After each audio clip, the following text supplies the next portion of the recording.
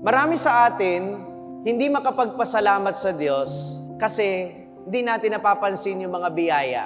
Una, masyadong ordinaryo.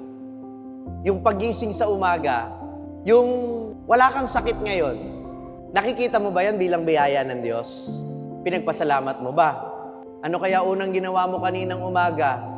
Baka nauna ka pang nangalap ng chismis sa social media kaysa magpasalamat sa Panginoon. O kaya naman, pangalawa, baka hindi natin napapansin ang biyaya. Tanong niyo sa akin, bakit? Kasi hindi yan yung ine-expect nating blessing. Baka may iba tayong hinihiling, hindi yun ang binigay sa atin, kaya feeling natin hindi na biyaya kasi hindi yun yung hinihintay natin.